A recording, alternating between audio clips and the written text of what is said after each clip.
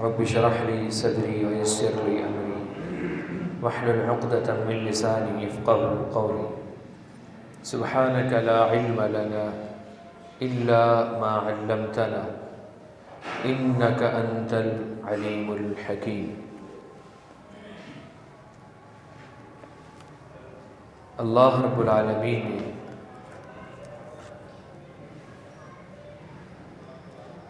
جانوروں اور انسانوں کے اندر کچھ فرق رکھا ہے۔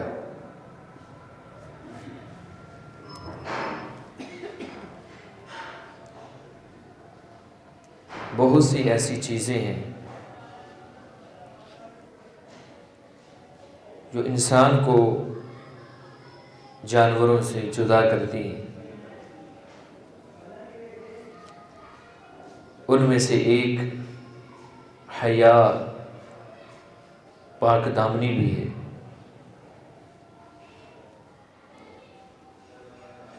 شیطان بھی اب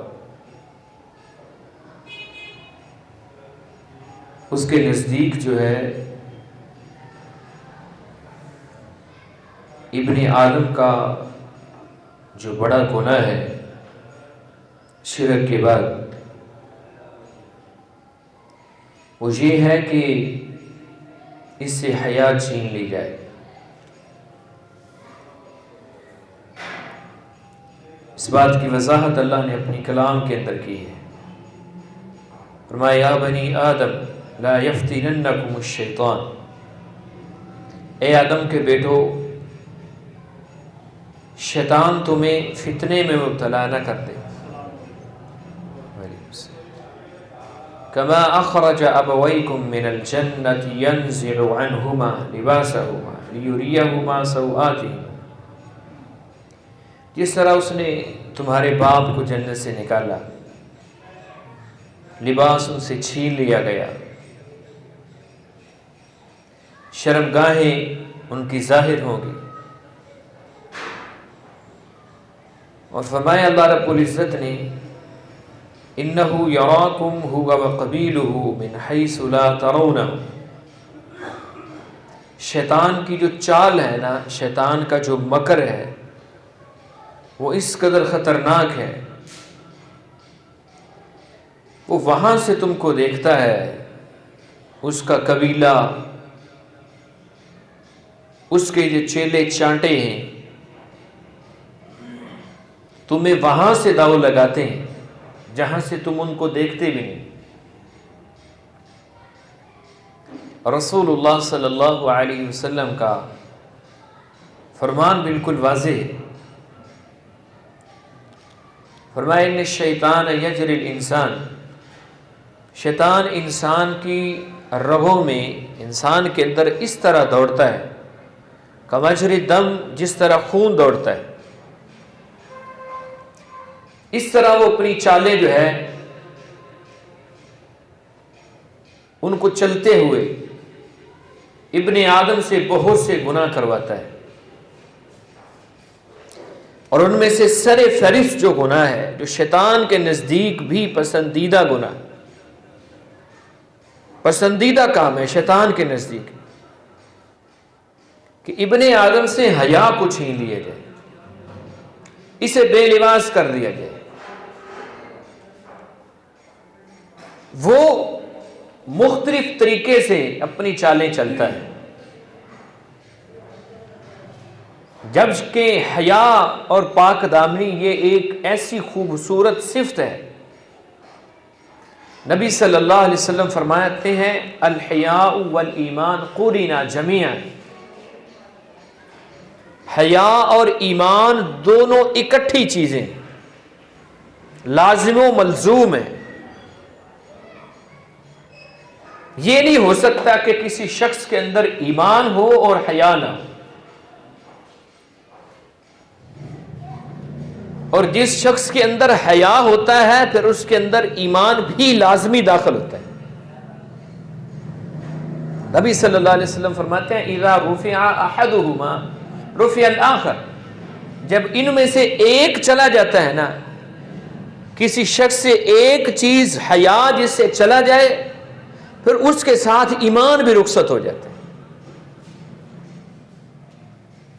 اس لیے نبی صلی اللہ علیہ وسلم فرماتے ہیں کہ یہ جو زانی شخص ہے نا، زانی شخص زنا کے وقت اس سے ایمان نکل جاتا ہے، اس کے سر سے اوپر سے نکلتا ہے. کس طرح؟ نبی صلی اللہ علیہ وسلم فرماتے ہیں جس طرح تم اپنی قمیص اتارتے ہو نا، سر کے اوپر سے اتار دیتے ہو، اسی طرح اس کا ایمان جو ہے وہ چلا جاتا ہے، نکل جاتا ہے. اس کے اندر پاک دامنی نہیں رہی ہے. جب پاک دامنی نہیں رہی تو فرمایا اس کے اندر حیا بھی نہیں رہا. اور حیا یہ ایک ایسی صفت ہے جو انسان کو ہر گناہ سے بچا کے رکھتی ہے، ہر گناہ سے. حیا کی تفصیل جو ہے، حیا کی وضاحت جو ہے وہ بڑی لمبی چوڑی. اسی لیے نبی صلی اللہ علیہ وسلم فرماتے ہیں کہ کچھ چیزیں امت مسلمہ کو پہلی امت سے ملی، کچھ خصوصیات ایسی ہیں جو امت مسلمہ کو پہلی امت سے ملی ہیں. ان میں سے ایک یہ بھی ہے، اذا لم تستحی فاصنع ما شئت. جب تو حیا نہ کرے، جب تیرے اندر حیا والی صفت نہ رہے، پھر تو جو مرضی کرتا پھرے، اللہ کو تیری کوئی پرواہ نہیں. یعنی ایمان کے ساتھ حیا ضروری. حیا نہیں ہے تو ایمان بھی نہیں ہے. جس شخص کی نظر سے مسلمان کی بیٹی محفوظ نہیں ہے، اس کے ہاتھ سے مسلمان بچیاں محفوظ نہیں ہیں، وہ اپنے آپ کو ایمان والا نہ سمجھے.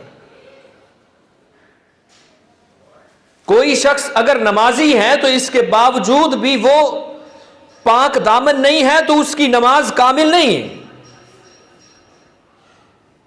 کیوں؟ ان الصلاۃ تنہی عن الفحشاء والمنکر. اللہ کا قرآن کہتا ہے نماز جو ہے جو تمہیں پاک دامن رکھتی ہے، فحاشی سے بچاتی ہے، گناہوں سے بچاتی ہے.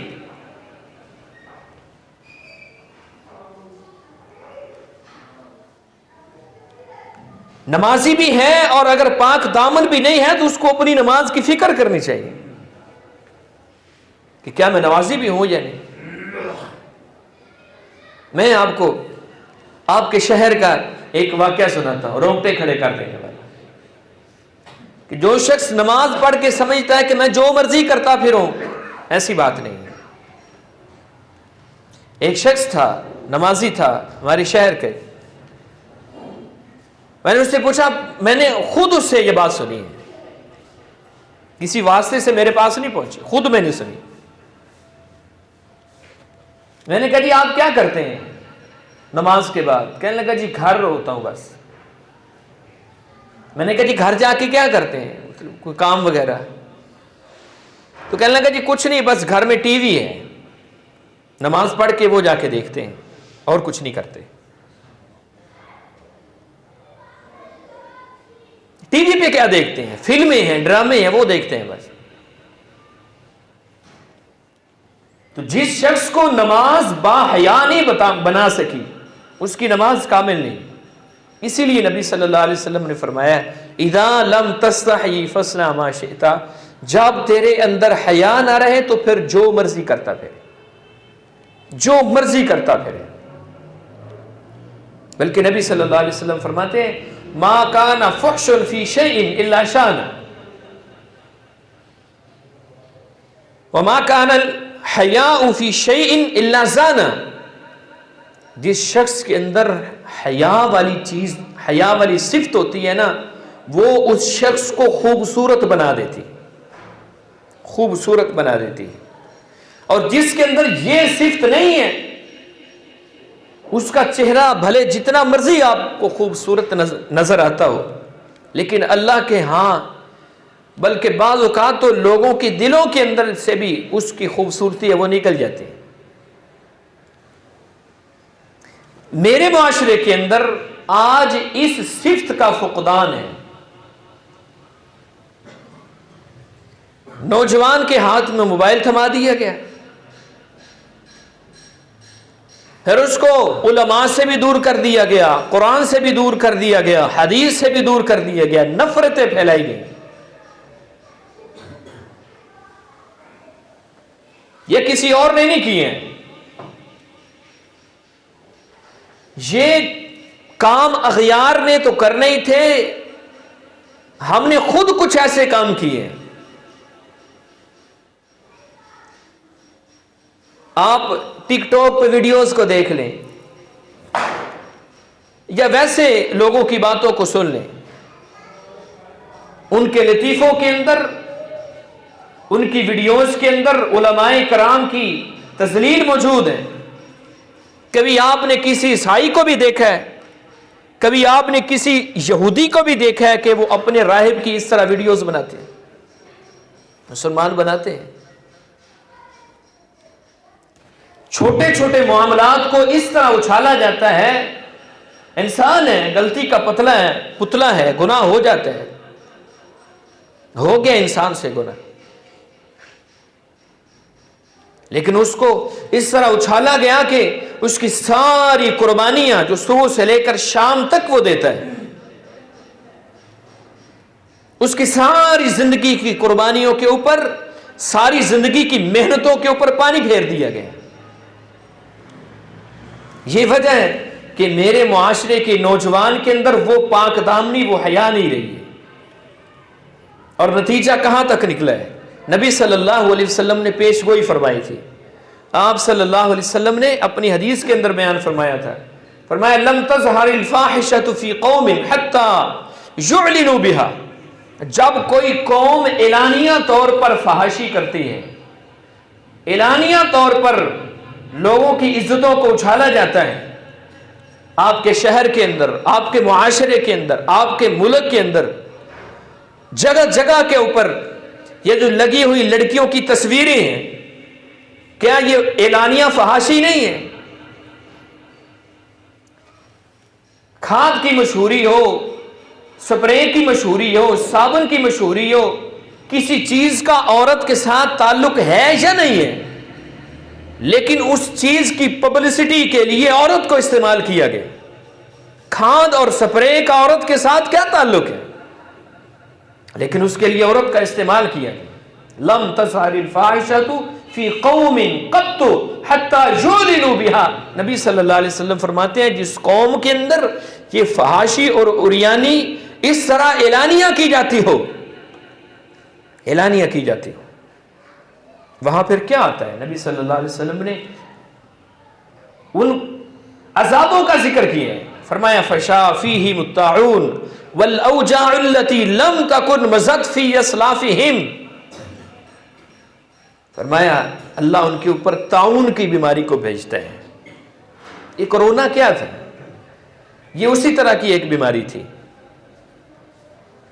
اور فرمایا دوسرا عذاب، ایسی بیماریاں اللہ اس قوم کے اندر اتارتے ہیں کہ ان کے اسلاف نے ایسی بیماریاں سنی بھی نہیں ہوتی، ایسی بیماریاں اسلاف نے سنی بھی نہیں ہوتی، ایسی بیماریاں اللہ اس قوم کے اندر اتارتے ہیں۔ اور آپ اپنے معاشرے کے اندر دیکھ لیں کیا کچھ نہیں ہو رہا ہے۔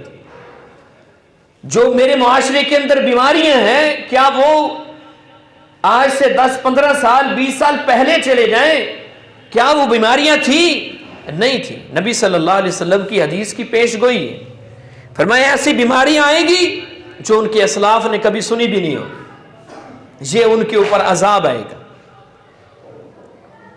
ان کے اوپر عذاب آئے گا۔ اور نبی صلی اللہ علیہ وسلم فرماتے ہیں سیکون فی آخر الزمان، میری امت کے جب آخری زمانہ ہوگا نا، قرب قیامت، ایک ان کے اوپر ایسا زمانہ آئے گا، ان کے اوپر اللہ رب العزت 3 عذاب نازل کریں گے، خسف و قذف و مسخ، ان کو زمین کے اندر دھنسایا جائے گا، ان کے اوپر پتھروں کی بارش کی جائے گی، اور ان کے چہروں کو مسخ بھی کیا جائے گا۔ صحابہ کرام پریشان ہو گئے، اللہ کے رسول ایسا کب ہوگا؟ قیل و متی ذالک، اللہ کے رسول ایسا کب ہوگا، ہمیں بتائیں۔ نبی صلی اللہ علیہ وسلم نے فرمایا اذا ظہرت المعازف، جب آلات موسیقی عام ہو جائیں گے، آلات موسیقی عام ہو جائیں گے. نوجوان دیکھیں اپنے موبائل کے اندر کیا ہے. اور نبی صلی اللہ علیہ وسلم نے یہ بھی ایک پیشگوئی فرمائی تھی. آپ نے فرمایا قرب قیامت کوئی ایسا گھر محفوظ نہیں ہوگا جس گھر کے اندر موسیقی نہ ہوگی. آج دیکھ لیں کیا کچھ نہیں ہے. دوسرا گناہ والقینات، گانے بجانے والیاں عام ہو جائیں گی، کوئی پوچھنے والا نہیں ہوگا. اور تیسرا گناہ نبی صلی اللہ علیہ وسلم نے فرمایا شراب کو حلال سمجھا جائے گا، اس کو پیا جائے گا. 3 گناہ جب میری امت کے اندر آئیں گے پھر ان کے چہرے بھی مسخ ہوں گے، ان کو زمین کے اندر دھنسایا بھی جائے گا اور ان کے اوپر پتھروں کی بارش بھی ہوگی. آپ کھولیں یوٹیوب، کشمیر کی ویڈیو ہے، کشمیر کے علاقے کی، وہاں پر پتھروں کی بارش ہوئی ہے. 2005 یا غالباً 7 کے اندر جو زلزلہ آیا اس کے اندر اخبارات نے ایک واقعہ لکھا. پہاڑ کے اوپر ایک گاؤں، جب زلزلہ آیا پہاڑ کھلا، سارے کا سارا گاؤں اس پہاڑ کے اندر غرق ہو کے رہ گیا. جب ان کی لاشوں کو نکالا گیا تو اخبارات نے لکھا کہ ایک گھر کے اندر نوجوان لڑکیوں اور لڑکوں کی ننگی لاشیں نکلی. ایک گھر کے گناہ کی وجہ سے پورے معاشرے کو، پورے گاؤں کو اللہ رب العزت نے ملیا میٹ کر کے رکھ دیا. میرے ساتھ والی دکان پہ گانے چل رہے ہوتے ہیں، ساتھ والی دکان پہ، اب اپنے منہ سے الفاظ نہیں نکال سکتے، میں اپنے منہ سے نہیں کہہ سکتا. یہاں پر حالت یہ ہوتی ہے، یہ حالت یہاں پر یہ ہوتی ہے کہ بعض اوقات نمازیوں کا نماز پڑھنا مشکل ہو جاتا ہے. مسلمان ہیں کہ مسجد کے قریب دکانیں، مسجد کے قریب گھر ہیں، لیکن مسجد کے تقدس کا نہیں پتہ ہے. فرمایا کہ جب اعلانیہ یہ کام ہوگا تو پھر اللہ رب العزت 3 عذاب بھیجیں گے. قذف بھی ہو گیا، خسف بھی ہو گیا، اب مسخ رہ گیا ہے. اللہ رب العزت ہمیں معاف فرمائے. یہ گناہ جب آئیں گے تو پھر نبی صلی اللہ علیہ وسلم نے فرمایا پھر اللہ رب العزت اس قوم کے اوپر ایسے عذاب نازل کریں گے. نظر کی حیا انسان کو گناہ سے بچاتی ہے. بے حیائی اس قدر برا گناہ ہے. بے حیائی، رسول اللہ صلی اللہ علیہ وسلم فرماتے ہیں اگر وہ شادی شدہ ہے نا، ان کا زمین کے اوپر رہنے کا حق ہی کوئی نہیں. آپ صلی اللہ علیہ وسلم نے نوجوانوں کو مخاطب کر کے فرمایا، نوجوانوں کو آپ نے فرمایا میرے صحابہ راستوں میں بیٹھنے سے بچ جانا، راستوں میں بیٹھنے سے بچ جانا.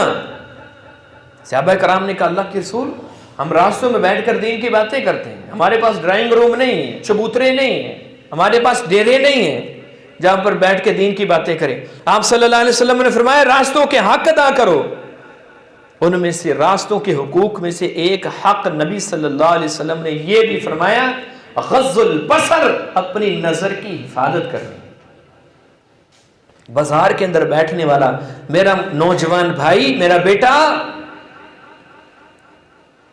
اس حق کو کتنا پورا کر رہا ہے؟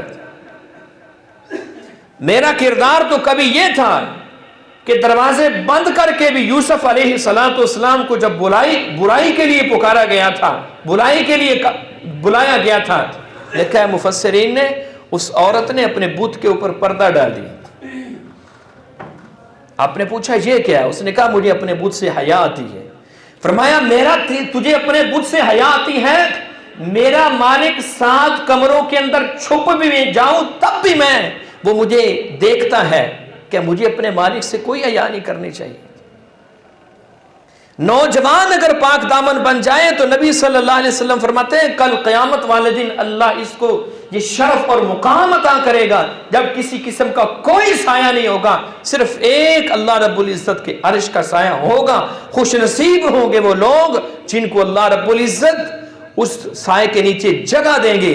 فرمایا ان میں سے ایک نوجوان وہ بھی ہے جو نوجوان ہے، اس کے پاس طاقت ہے گناہ کرنے کی، لیکن اس کے باوجود اس کو دعوت بھی دی جاتی ہے، اس کو تنہائیاں بھی میسر ہیں۔ نبی صلی اللہ علیہ وسلم فرماتے ہیں لیکن وہ کہتا ہے انی اخاف اللہ، میں اللہ سے ڈرتا ہوں، اللہ رب العزت کی حیا میرے دل کے اندر ہے۔ نبی صلی اللہ علیہ وسلم نے فرمایا کل قیامت والے دن اللہ ایسے بندے کو بلا کے اپنے عرش کے نیچے جگہ دے، اپنے عرش کے نیچے اللہ رب العزت جگہ دیں گے ایسے نوجوان کو جس نے اپنے آپ کو پاک دامن رکھا ہے، برائیوں سے بچا کے رکھا ہے۔ کبھی میرا کردار یہ بھی تھا مسلمانوں، کبھی میرا کردار یہ بھی تھا۔ صحابہ کرام، حاتم طائی کی بیٹی نبی صلی اللہ علیہ وسلم کے پاس آئی ہے قیدی بن کے، آپ نے فرمایا تیرے باپ کی سخاوت کا احترام کرتے ہم تجھے چھوڑتے ہیں۔ صحابہ کرام کو بھیجا، تنہا عورت ہے، کہا جاؤ اس کو اس کے گھر تک چھوڑ کے آؤ۔ گھر کے اندر پہنچے ہیں، عدی بن حاتم رضی اللہ تعالیٰ عنہ بھی مسلمان نہیں ہوئے۔ جب اس نے دور سے دیکھا میری بہن آ رہی ہے، 7 نوجوان صحابہ کرام بھی ہیں، اس نے پھر سوال کیا، اس نے پھر پوچھا اے میری بہنا تیرے راستے کے اندر اندھیرے بھی آئے ہوں گے، تمہارے راستے کے اندر تنہائیاں بھی آئی ہوں گی، میں تم سے اور کچھ نہیں پوچھتا، یہ بتا تیری عزت بھی محفوظ رہی ہے کہ نہیں۔ لیکن قربان جائے نبی صلی اللہ علیہ وسلم کے صحابہ کی تربیت کے اوپر آپ نے کس انداز کے ساتھ ان صحابہ کرام کی تربیت کی تھی۔ اس عورت نے کہا، اس عورت نے اپنے بھائی کو کہا، اس نے کہا جو عزت، جو مقام عورت کا، جو حیا میں نے پیغمبر محمد علیہ السلام کے صحابہ کے اندر دیکھی ہے، وہ عزت، وہ مقام، وہ شرف، وہ حیا میں نے آج تک اپنے سگے بھائی کی نظر میں بھی نہیں دیکھا۔ کبھی میرا کردار یہ بھی ہوا کرتا تھا۔ آج نوجوان مرد، نوجوان عورتیں لباس ایسے ہیں، دیکھ کے شرم اور حیا آتی ہے۔ نبی صلی اللہ علیہ وسلم فرماتے ہیں نساء کاسیات عاریات ممیلات، نبی صلی اللہ علیہ وسلم نے فرمایا کتنی ہی ایسی عورتیں ہیں، کتنی ہی ایسی عورتیں ہیں جن کے سر جو ہے نا وہ بختی اونٹوں کی کوہان کی طرح اوپر کی طرف ہے۔ باں پردہ خواتین کو آپ دیکھیں بازار کے اندر، سروں کے اوپر ایسے جوڑے نہیں بنائے ہوتے، یہ سمجھتی ہے کہ میں باں پردہ ہوں۔ اللہ کے رسول علیہ السلام نے منع کیا ہے، فرمایا کتنی ایسی عورتیں ہیں جو لباس پہننے کے باوجود بھی ننگی ہوں گی، قرب قیامت ایسی عورتیں آئیں گی۔ آپ نے فرمایا جنت میں جانا تو درکنار، جنت کی خوشبو بھی نہیں پا سکیں گی، خوشبو بھی نہیں پا سکیں گی۔ کیا وہ کسی مسلمان کے گھر سے ایسی عورتیں نہیں نکلتی؟ مسلمان مرد کا لباس ایسا ہے، مسلمان مرد کا لباس یہ دیکھتے ہوئے شرم اور حیا آتی ہے۔ کیا اس گھر کے اندر کوئی ماں، بہن، بیوی اور بیٹی نہیں ہے؟ حیا کہاں چلی گئی؟ جب حیا چلی جائے تو پھر عذاب آیا کرتے ہیں، پھر عذاب آیا کرتے ہیں۔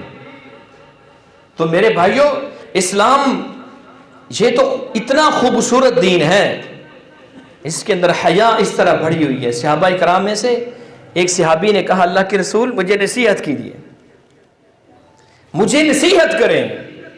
یہ نصیحت جس نوجوان کو سمجھ آ گئی نا، یہ نصیحت آج کے پورے خطبے کا خلاصہ ہے، بلکہ میں کہوں گا پورے دین کا خلاصہ نبی صلی اللہ علیہ وسلم نے اس حدیث کے اندر سمجھا دیا نوجوان کو کہ نوجوان کا کردار کیسا ہونا چاہیے۔ صحابی نے کہا اللہ کے رسول مجھے نصیحت کریں۔ آپ نے کیا فرمایا؟ آپ نے فرمایا استحیوا من اللہ عز وجل کما تستحیی رجل من صالح قومک، اے میرے صحابی اللہ سے اس طرح حیا کرو جس طرح اپنے معاشرے سے کسی نیک بزرگ کا حیا کرتے ہو، کسی نیک آدمی کا حیا کرتے ہو۔ کیا ایسی حیا نوجوان کے اندر ہے آج؟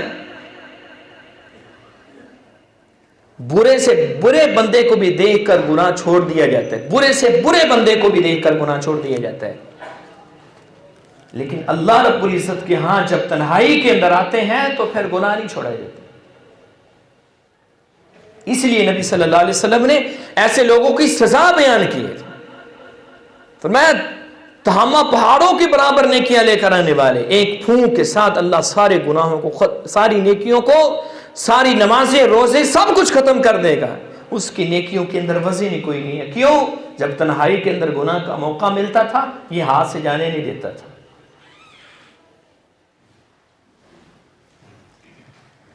یہ موبائل اس نے جتنی تنہائی دی ہے نا نوجوانوں کو، شاید ہی کسی زمانے کے اندر ایسی تنہائی آئی۔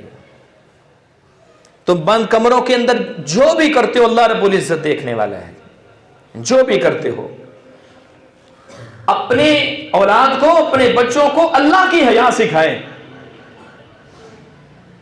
اس زمانے کا یہ سب سے بڑا تقاضا ہے۔ جب اغیار، جب ہماری دشمن قوموں نے کس طرح سے ہمیں اپنے اندر لپیٹا ہوا ہے کہ چھوٹے چھوٹے بچوں کی گیمز کے اندر ایسی ایسی چیزیں شامل کر دی گئی ہیں کہ انسان حیران رہ جاتا ہے۔ کارٹون جو اپنے بچوں کو تم دکھاتے ہو اس کے اندر ایسی ایسی چیزیں شامل کر دی گئی ہیں، انسان حیران رہ جاتا ہے۔ ایسے زمانے کے اندر سب سے بڑا چیلنج یہ ہے امت مسلمہ کے لیے کہ وہ اپنے بچوں کو، اپنے نوجوانوں کو یہ سکھائیں کہ اللہ سے حیا کس طرح کرنی۔ رسول اللہ صلی اللہ علیہ وسلم سے نے ایک دن ایک اور حدیث کے اندر جو بیان فرمایا، آپ نے فرمایا اللہ سے اس طرح حیا کرو جس طرح حیا کرنے کا حق ہے۔ صحابہ کرام نے کہا اللہ کے رسول الحمدللہ ہم اللہ سے حیا کرتے ہیں۔ ذہن میں یہ تھا، دل میں یہ تھا کہ ہم کوئی اللہ کے ساتھ شرک تو نہیں کرتے ہیں۔ نبی صلی اللہ علیہ وسلم نے وضاحت فرمائی، آپ نے فرمایا میں اس حیا کی بات نہیں کر رہا، میں کس حیا کی بات کر رہا ہوں؟ آپ نے فرمایا سر اور اس کے ارد گرد کی چیزوں کی حفاظت کرنی ہے۔ سر کے ارد گرد کیا ہے؟ آپ کی نظر ہے، آپ کے کان ہیں، آپ کی زبان ہے، آپ کے دماغ میں کیا چلتا ہے، یہ سر اور اس کے ارد گرد کی چیزوں کی حفاظت ہے۔ تیری نظر کیا دیکھتی ہے، تیرے کان کیا سنتے ہیں، تیری زبان کیا بولتی ہے، تیری انگلیوں کے نیچے کیا چلتا ہے۔ موبائل کے اوپر اندر تیری انگلیوں کے نیچے جب ٹائپنگ ہوتی ہے تو وہ ٹائپنگ کہاں تک پہنچتی ہے، کس تک پہنچتی ہے۔ دنیا جہان کا گند میری ایک انگلی کے نیچے لا کے رکھ دیا گیا، دنیا جہان کا گند۔ کیا ایسے عالم کے اندر یہ تقاضا نہیں ہے کہ اللہ رب العزت کا حیا سکھایا جائے؟ تو آپ صلی اللہ علیہ وسلم نے فرمایا کہ اپنے سر کے ارد گرد جو چیزیں ان کی حفاظت کرنی ہے، اور قرآن کہتا ہے ان کے بارے میں سوال ہوگا قیامت والے دن، ان السمع والبصر والفؤاد کل اولئک کان عنہ مسئولا۔ تیرے کان کے بارے میں کل قیامت والے دن سوال ہوگا، تیری نظر کے بارے میں سوال ہوگا، تیرے دل کے بارے میں سوال ہوگا کہ دل میں کیا تھا۔ کل اولئک کان عنہ مسئولا، ان چیزوں کے بارے میں کل قیامت والے دن سوال ہونا ہے۔ تیری نظر کیا دیکھتی تھی، تیرے کان کیا سنتے تھے۔ آگے نبی صلی اللہ علیہ وسلم نے فرمایا حیا کی وضاحت کرتے ہوئے، فرمایا تمہارا پیٹ اور اس کے ارد گرد جو چیزیں ہیں تم نے اس کی حفاظت کرنی ہے۔ تمہارے پیٹ کے ارد گرد کیا ہے؟ تمہارے ہاتھ ہیں۔ تمہارے دل کے اندر کیا ہے؟ اور جو اس سارے فساد کی جڑ جو ہے وہ شرمگاہ، یہ پیٹ کے ارد گرد ہے۔ نبی صلی اللہ علیہ وسلم نے اتنی بڑی گارنٹی ایسے نہیں دے دی، اتنی بڑی گارنٹی کہ جو دو چیزوں کی ضمانت دے دے، محبوب پیغمبر فرماتے ہیں جنت کی ضمانت لے لے مجھ سے۔ دو چیزوں کی ضمانت، ایک زبان ہے، ایک شرمگاہ ہے، دو چیزوں کی ضمانت۔ فرمایا غلط استعمال نہیں کرے گا، زبان کا غلط استعمال نہیں کرے گا، شرمگاہ کا غلط استعمال نہیں کرے گا، محبوب پیغمبر فرماتے ہیں میں محمد سے وہ جنت کی خوشخبری لے لے۔ اتنی بڑی خوشخبری اللہ کے پیغمبر علیہ الصلوۃ والسلام نے اگر دیا تو ایسے نہیں دے دی. یہ سارے فساد کی جڑ ہیں یہ چیزیں.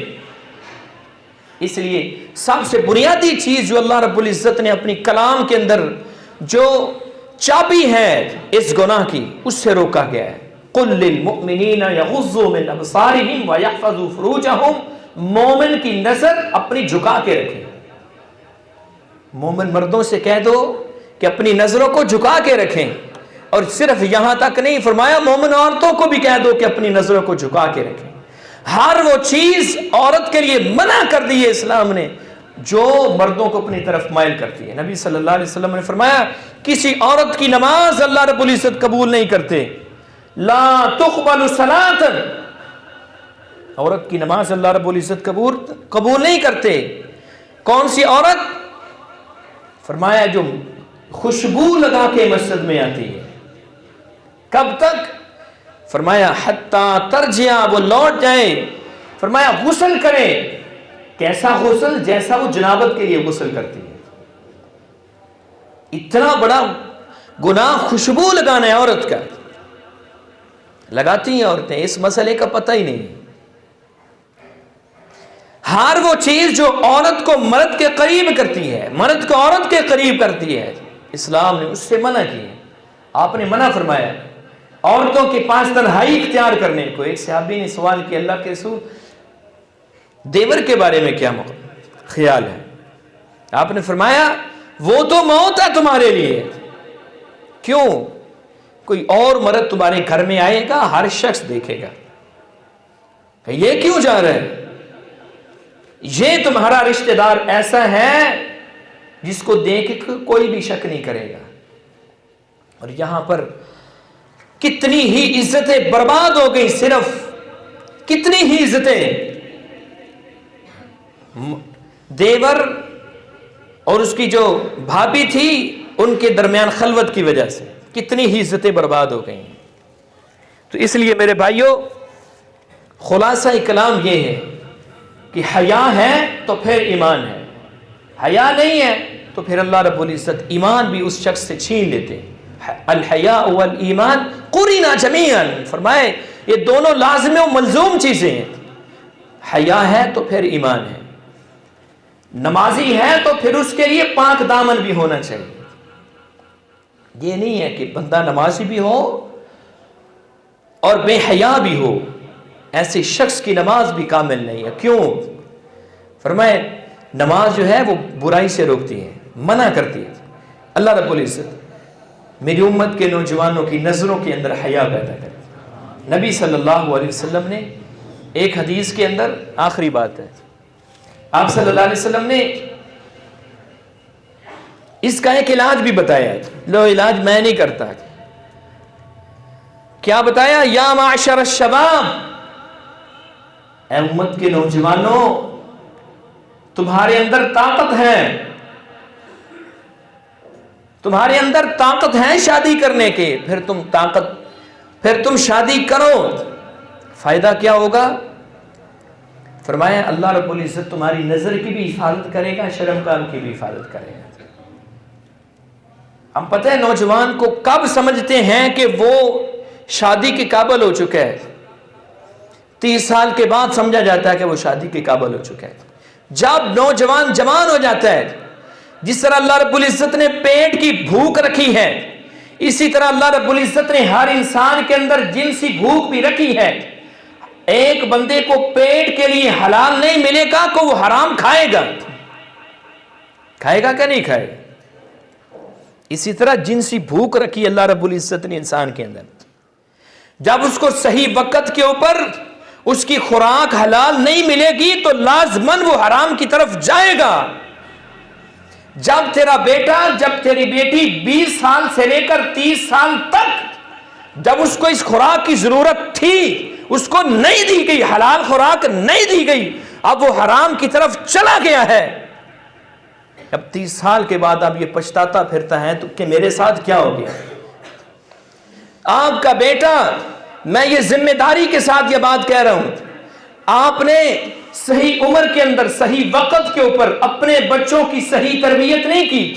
صحیح وقت کے اوپر ان کی شادی کا بندوبست نہیں کیا، میں ممبر کے اوپر ذمہ داری کے ساتھ کھڑے ہو کر یہ بات کہتا ہوں، آپ کا بیٹا، آپ کی بیٹی کوئی غلط قدم اٹھاتی ہے، لازمی طور کے اوپر جتنا گناہ ان بچوں کو ملتا ہے، والدین بھی برابر کے ذمہ دار، برابر کے ذمہ دار. ان کی ذمہ داری تھی یہ اپنا حق ادا کریں، ہم نہیں کرتے. اللہ رب العزت ہمارے نوجوانوں کی حفاظت فرمائے، شرم و حیا نصیب فرمائے. وآخر دعوانا الحمدللہ.